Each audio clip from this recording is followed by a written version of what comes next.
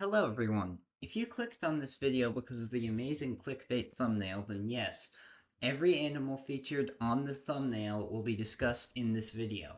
They are all deliberately chosen for specific reasons. If you clicked on this video because of the hot take in the title, then I need to elaborate a little. No, Seal is not the worst pet in Super Auto Pets.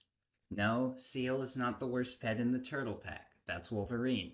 However, Seal is the worst scale target in the Turtle Pack. Now, if you have not played Super Auto Pets before, this term may confuse you. If you have played Super Auto Pets before, this term will also confuse you because I made it up. But basically, a scale target is a pet that gains large benefits from being scaled. Think your hippo, rhino, or dodo. As those examples clearly show, all good scale targets end in O, and Seal doesn't, so it is trash. Thanks for watching the video. Now, in all seriousness, if you don't actually play Super Auto Pets, allow me to explain how the game works and why scaling is the most important thing in the game to you with a little analogy. Scaling is the act of giving permanent stat boosts to a pet in order to make it stronger. Here we see a typical Super Auto Pets team, and the giraffe has been tactically placed behind the hippo, scaling it, making it more powerful. As each turn goes on, the hippo's power grows more and more, each buff stacking with the last. A thing to note about the Turtle Pack is that it is usually more effective to scale one pet over scaling multiple. Another thing to note is that due to the design of the game, pivoting is very important, ditching your old scale target in favor of a new one. Here, the player sells their entire team to buy 3 cans, which scale all future pets bought. Then they buy some more scaling units, 1 penguin, another penguin, and a giraffe because they realized that selling it before rolling was a bad idea and they forgot to make a sacrifice to RNG. Then they finally buy a gorilla, a unit that is effectively scaled. Eventually, after being scaled, their team may grow and change over time and start looking like something like this. Isn't it nice? However, this team comp sucks and they will easily be destroyed by a more effectively scaled team. Oh, close, too.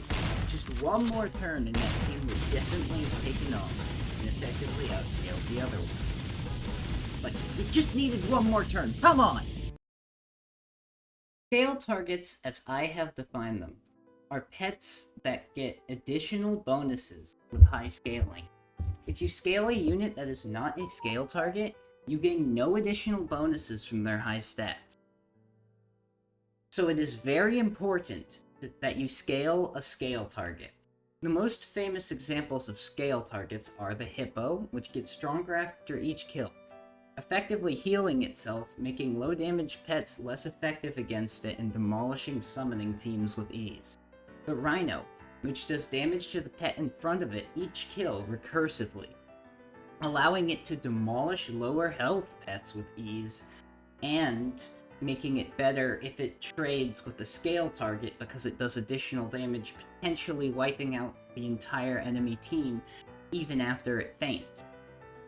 Then you have the leopard, which does damage to another pet randomly on the other team equal to half of its damage at the start of the battle, which can effectively just snipe even high health pets for free.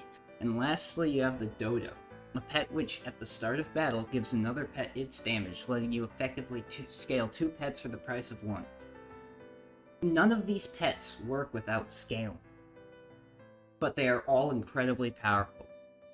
Further to note, a good scale target is extra important in the Turtle Pack, as the Turtle Pack can usually only effectively scale 1 pet at a time, so which one you choose is incredibly important.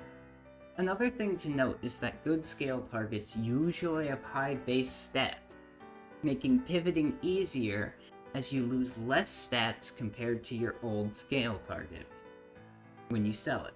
Lastly, the 2 stats that can be scaled, health and damage, have a symbiotic relationship with each other, meaning that having one higher than the boosts the other, and you want to get them as equal as they can.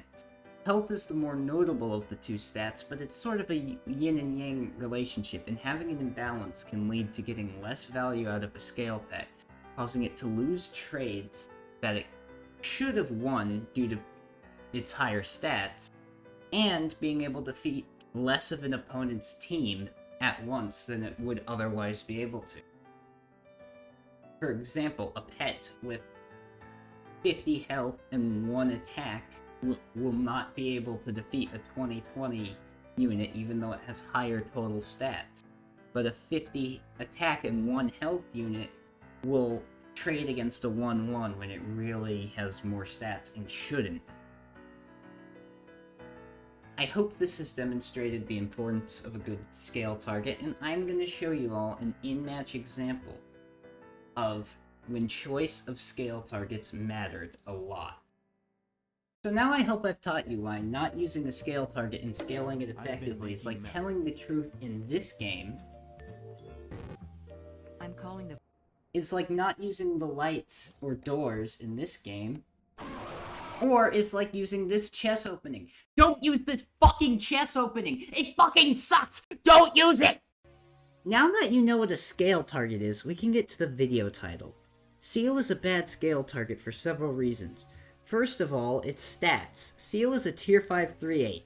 These stats are terrible for a scale target of its tier, with its attack being awful. This means it is a much worse option to pivot to, because even if you are not scaling, it'll likely be weaker than whatever you sold to get it. If I have an 8/14 camel, I can feel safe switching to a 6/9 rhino, which I end up doing in the footage, because even after a few pairs or monkey buffs, it'll be as strong as the camel was, but with a better ability.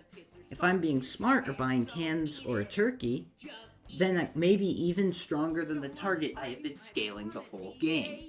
However, for the seal, if I have a 1/1 deer which makes a 5/5 bus with chili, I do not feel comfortable selling that to buy a seal because the seal is going to be weaker than the deer was. The seal has the worst stats of any pure scale target tier 5 or higher, and the second worst stats of any scale target tier 4 or higher, only losing to Bison, which itself is terrible.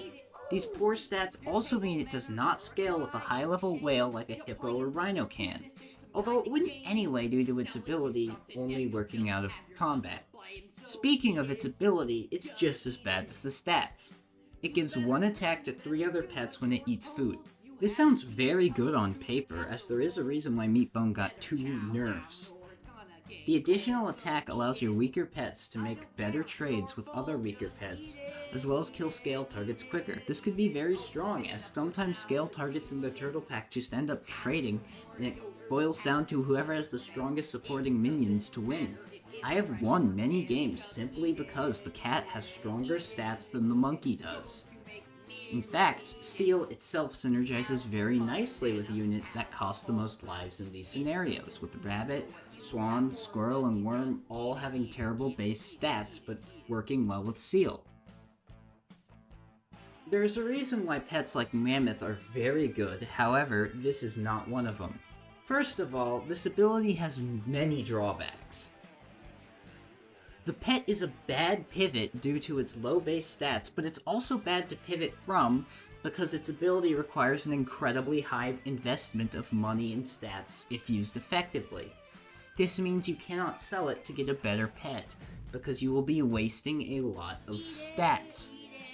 Second of all, it doesn't even function in its ideal scenario. The reason why I personally consider Bison to be better than Seal is that it's an ideal scenario, that being if Tier 3 just started and you get 2 of the same pet to level 2 and the level up rewards have Bison. Bison is by far the best pet in the entire game in that scenario.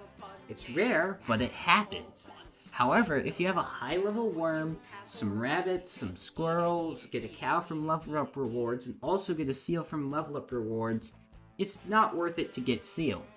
First of all, in this scenario, you should hopefully have a high tier scale target if you know what you are doing, which will be much better than Seal. And if you want to pivot, Rhino, Dodo, Rooster, or even Hippo would be much better options in that scenario. If you get nothing better than Seal, it might just be better to scale one of your other pets until you find any decent scale target, because Seal certainly isn't one. And finally, I claim Seal is effectively a direct downgrade of almost all Turtle Pack scale targets, and worse than all other Turtle Pack scale targets. I will go over each one by one, even the pets that barely count as scale targets, just to prove my point. Starting with... Representing the Chum Bucket, a creature so fearsome, so terrible, so mind-bendingly large that those of you with weak constitutions may want to leave the stadium. I gotta get out of here! Too late! Ready or not, here he comes. Quake with fear, you mortal fools! Bow down before the awesome might of... this huge guy who's carrying the real contestant, Patrick!